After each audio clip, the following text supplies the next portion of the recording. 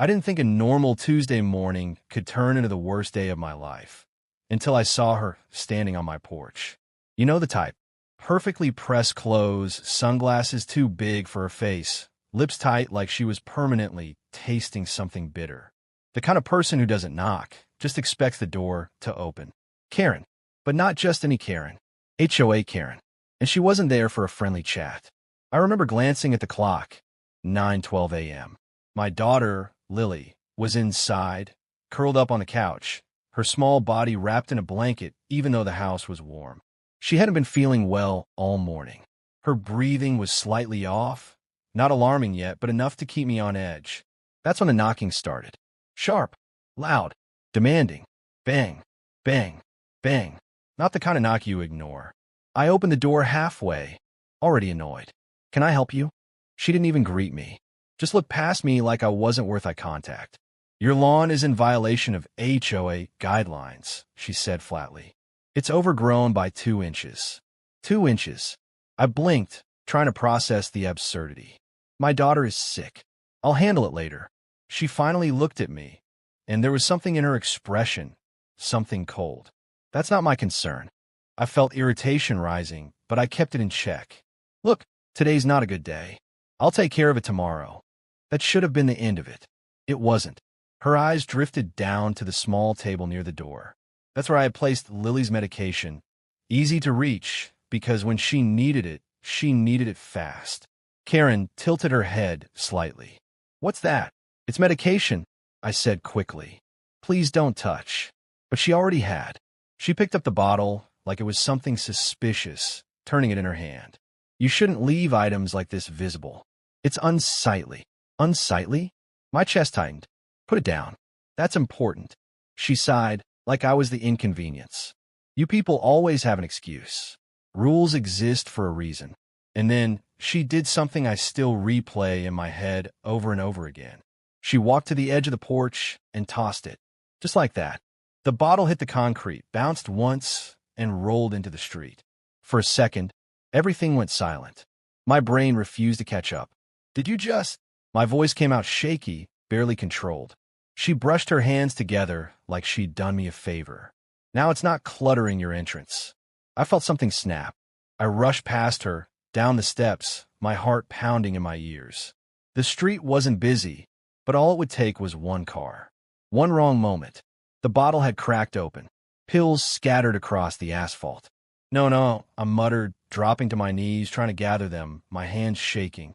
Some had rolled toward the curb. Others were already dirty.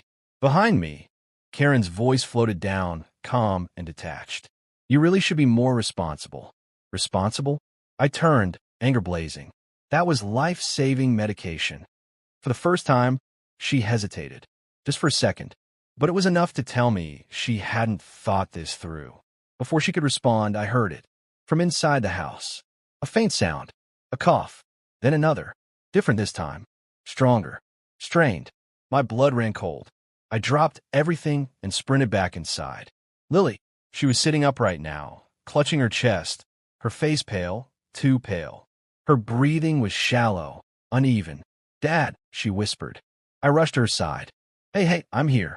You're okay." But I knew she wasn't. Her eyes were wide, panicked. I can't." My mind raced. The medication. She needed it. Now. I looked back toward the door, toward the street where the pills were scattered like they didn't matter. But they did.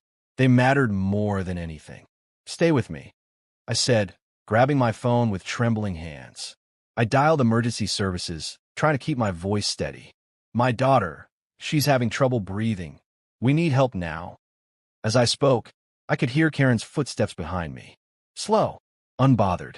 She stepped into the doorway, arms crossed.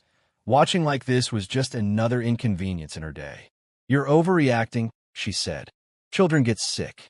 I stared at her, disbelief flooding through me. "You threw away her medication." "I didn't throw it away," she corrected. "I relocated it." Relocated it. I couldn't even respond. All I could focus on was Lily's breathing getting worse. Each breath sounded like a struggle. Each second felt heavier than the last. "Stay with me," I whispered, holding her hand tightly. "Help is coming." In the distance, faint at first. I heard it. Sirens. Growing louder. Closer. Karen shifted slightly, finally showing a flicker of unease. You actually called an ambulance? I didn't answer. I couldn't, because at that moment, Lily's grip on my hand tightened, and then suddenly weakened. Lily. My voice cracked. Her eyes fluttered. The sirens were right outside now, filling the street with flashing red and blue light. And for the first time, Karen looked nervous. But it was too late, because what happened next changed everything. The sirens weren't just loud now. They were overwhelming. Red and blue lights flooded through the windows, painting the walls in chaos. My heart was racing so hard it felt like it might give out before help even reached us. Lily, stay with me. Look at me, I said, my voice shaking despite everything I tried to control. Her breathing was worse. Short, broken. Like every inhale was a fight she was losing. The front door burst open. EMS. 2 paramedics rushed in, moving fast, focused, and precise.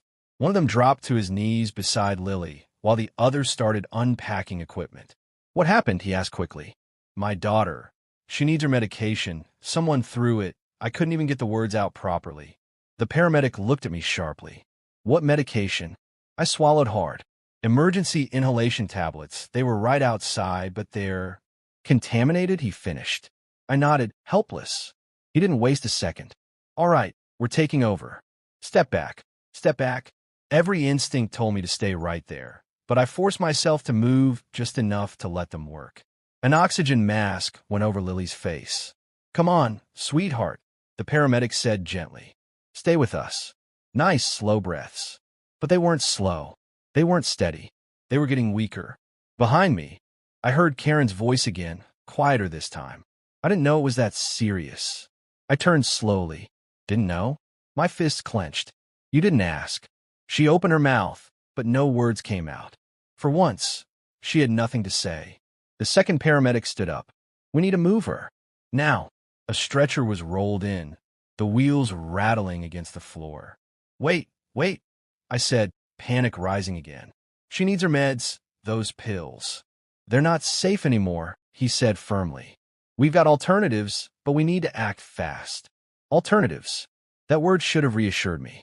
It didn't, because Lily's hand slipped from mine as they carefully lifted her onto the stretcher. Dad, she whispered, barely audible. I'm right here, I said immediately, walking alongside her. I'm not going anywhere, okay? I'm right here. But inside, I was breaking. What would you do in that moment? Trust strangers? Or blame yourself for not protecting what mattered most? Because I knew one thing. I should have never let that bottle out of my sight. As they moved toward the door, Karen stepped aside quickly, almost shrinking out of the way. The same woman who stood tall minutes ago now couldn't even meet my eyes. Sir, you riding with us? One of the paramedics asked. Yes, I said without hesitation. I glanced once more at the living room. The blanket on the couch, the half-finished glass of water, everything frozen in time like the morning hadn't shattered yet. Then I followed them out. The street was filled with flashing lights now. Neighbors had started peeking through windows, some even stepping outside, whispering, watching. And there it was, the bottle, still lying in the road. Cracked open. Useless. A car had passed over part of it. I could see crushed pills smeared across the asphalt. My chest tightened again. That one moment. That one careless decision. And now this. As they loaded Lily into the ambulance, I climbed in right behind her. Let's go, the paramedic called out. The doors slammed shut, and suddenly the outside world disappeared. It was just us now. Tight space. Bright lights. Controlled chaos. Machines beeped. Oxygen hissed. BP dropping slightly. One paramedic said, Let's stabilize. Prep the injection. The other replied, Injection? My stomach dropped. What are you doing? I asked, my voice barely holding together. She's having a severe reaction, he said quickly. We're giving her something stronger. Stronger. I nodded, even though fear was screaming inside me. Lily flinched slightly as they worked. Stay with us, Lily, I whispered. You're okay. You're okay. But was she? The ambulance started moving. Fast. The sirens screamed again, louder from inside, echoing in my skull. I glanced out the small back window, and that's when I saw her. Karen, standing in the middle of the street, frozen, watching the ambulance drive away. For a brief second, our eyes met, and I saw it. Not arrogance, not control, fear, real fear, because now she understood. But understanding wasn't enough anymore. The paramedic suddenly leaned closer to Lily, his expression tightening. Hey, stay with me. Lily, open your eyes.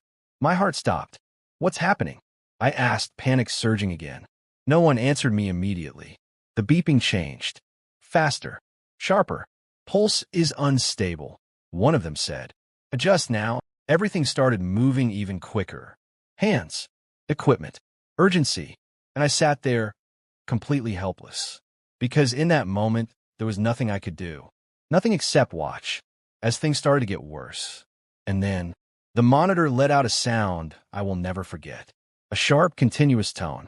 Flat. My entire world froze. No, what does that mean? I said, my voice breaking. The paramedic didn't even look at me. Stay back, he said firmly. Stay back? How could I stay back? That's my daughter. Clear. Her body jolted slightly. My breath caught in my throat. Come on, Lily, come on. I whispered, tears finally spilling over. Another second passed, then another, and in that silence between heartbeats, everything hung on the edge, because what happened next would decide everything. The ambulance doors shut, and the world outside disappeared like it never existed. All I could hear now was chaos wrapped in machines. Beeping, hissing, fast footsteps, sharp commands, and my daughter lying there, fighting for every single breath. Lily, stay with me. I kept saying, even though my voice was shaking so badly I could barely recognize it. Just look at me, okay? Just look at me. Her eyes flickered, barely open, then closed again. The paramedic leaned over her, adjusting the oxygen mask. We're losing stability. Keep her conscious if you can. Keep her conscious? How do you keep your child conscious when her body is slipping away in front of you? My hands were frozen in midair like I wanted to help, but had no idea how. Her oxygen levels are dropping again. One of them said sharply. The other responded instantly. Increase flow. Prepare second dose. Second dose. That phrase hit me like a hammer. I looked at Lily's tiny fingers curled weakly against the blanket, and my mind went back again to that moment on the porch. That bottle, her medication, scattered across the road because of one person's decision. One careless, arrogant decision. I clenched my jaw so hard it hurt. Meanwhile, the ambulance swerved slightly, sirens screaming through the glass. We were moving fast, too fast for comfort, and still not fast enough. Sir, one paramedic said without looking at me. Does she have any allergies? No, I said quickly. Nothing like this. She's had episodes before, but never this bad. He nodded once, focused, but I could see it. Even they were tense. That's when it hit me. If trained professionals are worried, then this is bad. Really bad. Suddenly, the beeping changed again. Faster. More aggressive. What's happening? I asked, panic rising. No answer. Hey, what's happening to her? I repeated louder. The paramedic finally spoke, but his eyes stayed on the monitor. She's going into respiratory distress. We're stabilizing her now. Respiratory distress. Those words didn't feel real. They felt like something you hear in movies, not something happening to your child. Lily, I whispered, leaning closer. Please don't leave me. Her lips were slightly parted now. No response. No movement. Just shallow, uneven breathing that didn't feel like enough to keep anyone alive. The ambulance hit a bump, and everything jolted. I grabbed the side rail instantly, and in that second of movement, I saw something I won't forget. The paramedic exchanged a look with his partner. A silent look. The kind of look that says everything without words. My stomach dropped. What? I said instantly. What is it? The second paramedic shook his head slightly. Keep going. Keep going. Not an answer. That was worse. Because silence in situations like this never means good news. It means they're working against something serious. Really serious. I reached for Lily's hand again. It was colder now. Hey, I said softly, trying to stay calm even though I was falling apart inside. You're okay. You're going to be okay. Just stay with me. Her fingers twitched slightly. For a moment, I thought she was responding. But then, the monitor spiked again. Sharp sound. Urgent alarm. The paramedic's voice changed immediately. We're losing her again. Losing her. Those words didn't just enter my ears. They shattered something inside me. Do something, I said, my voice breaking completely. Please do something. We are, he snapped, finally showing emotion. Stay back. The ambulance turned sharply, tires screeching slightly on the road. And that's when I saw it again. Through the small back window. The street fading behind us. And far away, a small crowd. Neighbors. Watching. And somewhere in that distance, a single figure still standing still. Karen. Tiny now. Almost disappearing. But I could still feel her presence. Because none of this would be happening if she hadn't. No. I stopped that thought. Because right now, anger wouldn't save my daughter. Only time would. Only the next few seconds would decide everything. The paramedic grabbed something from the tray. Administering now, he said quickly. Come on. I whispered. Come on, please. The machine beeped again. Once. Twice. And then, everything went quiet for half a second. That silence was worse than any alarm. My heart stopped, and I leaned forward slowly, terrified to even breathe, because whatever happened next would change everything all over again. That silence in the ambulance didn't last long, but it felt like forever. 1 second, everything was beeping, moving, shouting, and the next, it was like the world held its breath. I couldn't move. I couldn't speak. I could only stare at my daughter. Lily, I whispered. No response. The paramedic leaned closer to the monitor, eyes locked in. His face didn't show panic, but it wasn't calm either. And that was worse, because trained professionals don't panic easily. Pulse, the other paramedic asked. A pause. Too long. My stomach dropped. Then finally, low, but present, he said. Present. That one word felt like oxygen hitting my lungs after drowning. But only slightly. Keep her stable, the lead paramedic ordered. We're not out of it yet. Not out of it. That meant we were still in it. Still fighting. Still hanging on a line, so thin it could snap any second. I reached for Lily's hand again. It was still there. Barely warm. Hey, I said softly, trying to sound strong, even though I was breaking inside. You hear me, baby? You're doing great. Just keep holding on. Her fingers twitched again. This time, it wasn't imagination. It was real. I think she's responding, I said quickly. The paramedic nodded slightly. Good. Keep talking to her. That helps. So I did. I talked about everything I could think of. Her favorite cartoons. Her laugh when she saw something funny. Even the silly little things she used to say when she was scared of thunderstorms. Because I didn't know what else to do. Outside the ambulance, sirens continued screaming through the night, bouncing off buildings, cutting through silence like a warning that time was running out. Then suddenly, BP is stabilizing slightly, one paramedic said. My breath caught. Slightly, I repeated. He didn't answer me directly, just kept working. That's when I noticed something. The chaos was still there, but had changed.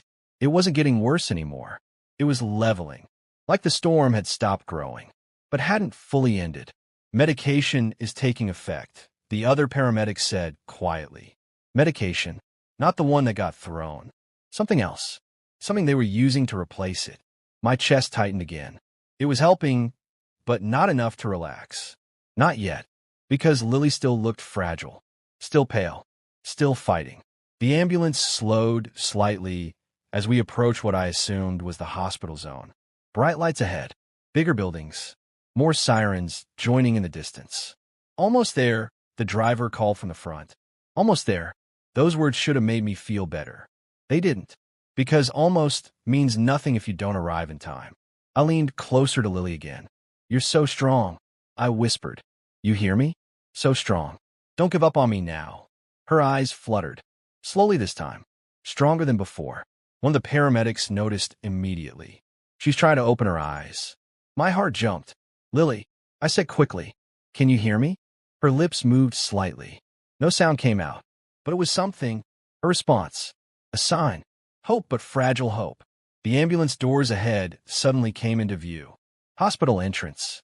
Staff already waiting. Gurney ready. People moving fast. Get ready, the paramedic said. And then everything shifted again. On three, he added.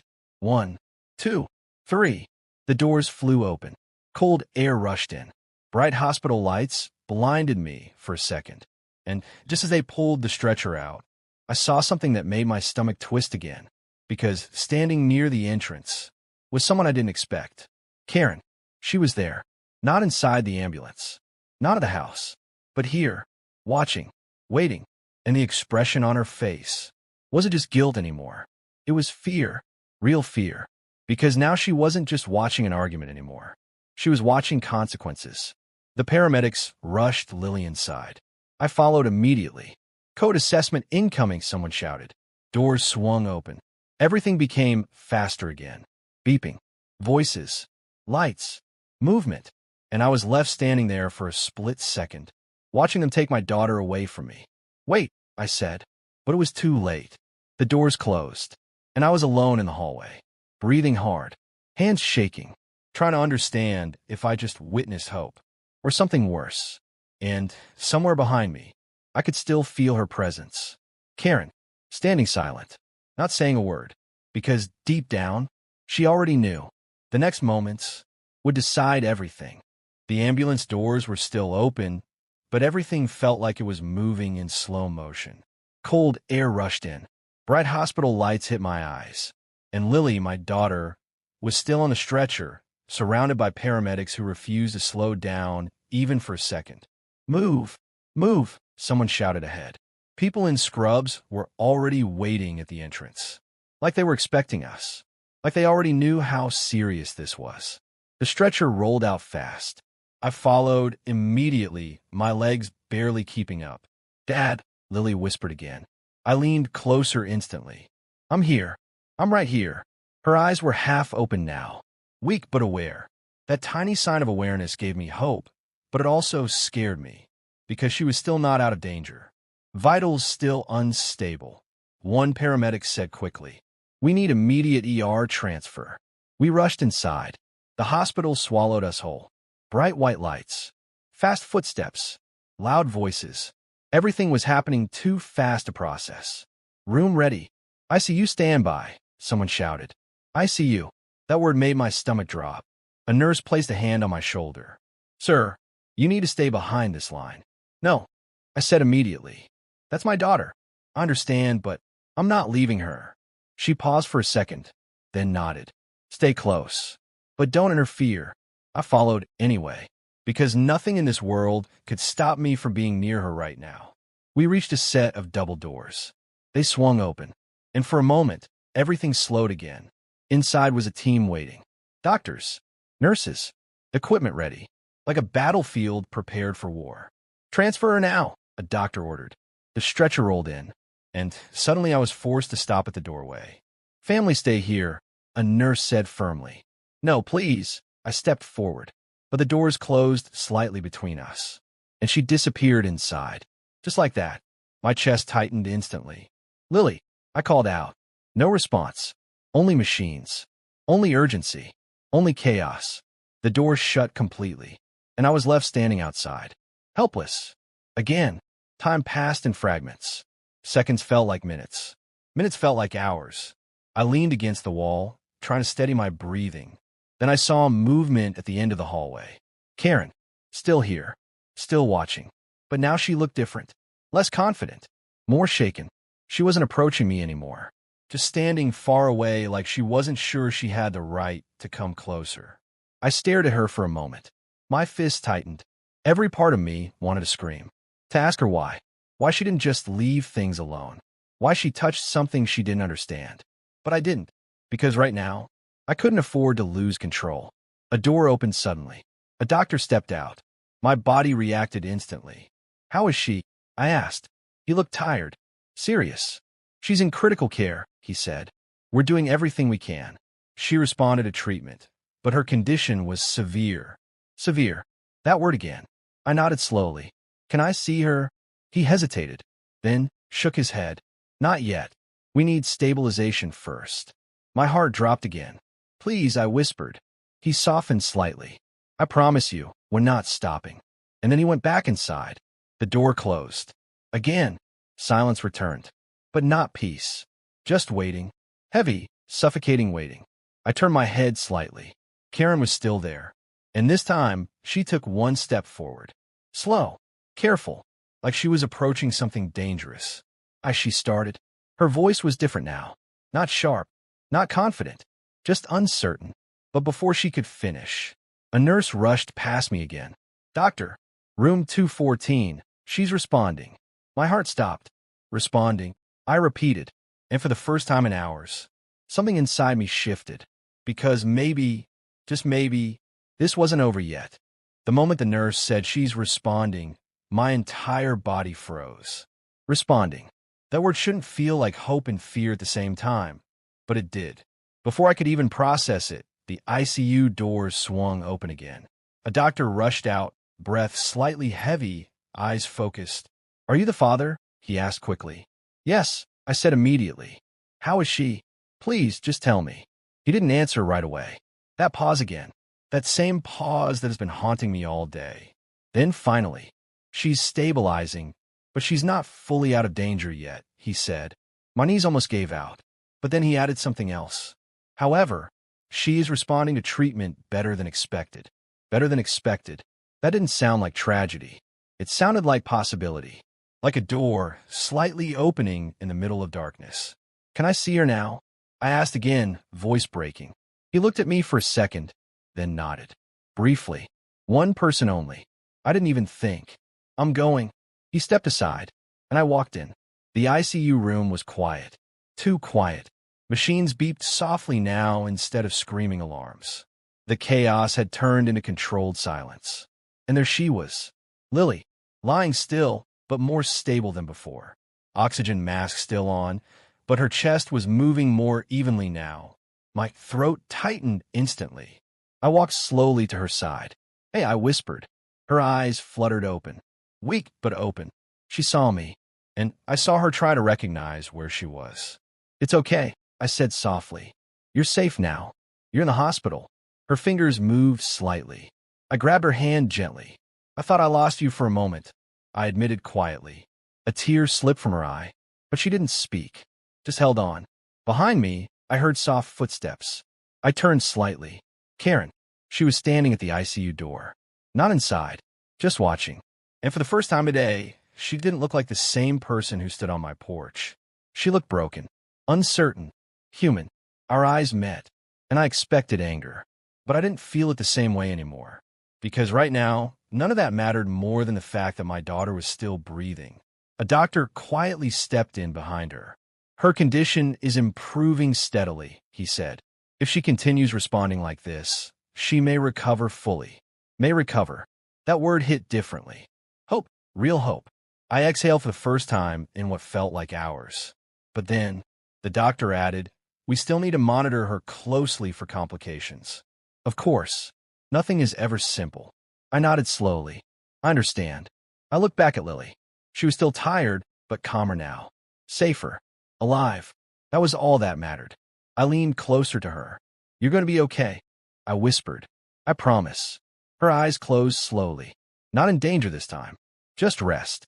And I stayed there, holding her hand, finally breathing again. For the first time since that morning, the panic started to fade. But behind me, I could still feel her presence. Karen, still standing there, still silent. And I knew one thing for sure. This story wasn't just about my daughter anymore. It was about everything that led us here. And what happens next would decide how this ends. The ICU room finally felt calmer. Not safe, not normal, but calmer. The machines were still beeping softly, like a heartbeat trying to remind me that Lily was still here. Still fighting. Still with us. I hadn't let go of her hand for even a second. Every time I thought about it, I remembered that moment on the porch. The bottle hitting the ground. The pills scattering. And everything that followed. My jaw tightened again. But then I looked back at Lily and forced myself to breathe. She was still weak, but her breathing was steady now. In and out. In and out. That rhythm alone felt like a miracle. A nurse adjusted her oxygen slightly. She's improving slowly. Keep her calm. I nodded without even speaking. because I didn't trust my voice yet. Behind the glass door, I saw movement. Karen was still there, still not leaving, still watching like she didn't know what to do with herself. And for the first time, I noticed something different. She wasn't angry. She wasn't defensive. She looked guilty, deeply, like everything she believed about rules and control had collapsed in front of her eyes. The doctor stepped out again. He looked more relaxed than before. She's responding well, he confirmed. We're reducing emergency interventions. That's a very good sign. My shoulders dropped slightly. Is she out of danger? I asked carefully. He hesitated, but this time it wasn't scary. It was thoughtful. She's not fully out yet, but she is no longer critical. No longer critical. That phrase hit me like air returning to my lungs after drowning. I closed my eyes for a moment. Relief, real relief, finally started to show up. Can I stay with her? I asked. He nodded. For now, yes. But keep her calm. I looked back at Lily immediately. I'm not going anywhere, I whispered. She opened her eyes slightly again. This time, she looked at me longer. Dad, she whispered weakly. I'm here, I said instantly. Her lips trembled a little. I'm okay. That question broke me. I nodded quickly. You're okay. You're safe. You're going to be fine. A small pause. Then she squeezed my hand again. Weakly, but intentionally. Hope. Real hope. Behind the glass, Karen finally moved. She stepped closer to the ICU door. Slowly, carefully, like she was afraid of breaking something just by existing near it. A nurse noticed her. Family only inside, she said firmly. Karen nodded quickly. I know. She stopped, struggled, then finally said it. I didn't realize it was medication. Silence. Even the hallway felt like it paused. The nurse looked at her, unimpressed. Regardless, you cannot interfere with patient belongings. Karen lowered her head slightly. For the first time, she didn't argue, didn't defend herself, didn't justify anything. Just stood there, quiet. I looked at her from inside the room, and something inside me shifted. Not forgiveness, not anger, something in between. Because right now, I didn't have space for either. Lily shifted slightly in the bed. I leaned closer immediately. Hey, stay with me, I said softly. She nodded faintly. Then her eyes drifted shut again. Resting this time. Not fading. Just resting. The doctor stepped closer to me. She needs rest now, he said quietly. The next few hours will tell us a lot. I nodded and stayed exactly where I was, holding her hand, watching her breathe.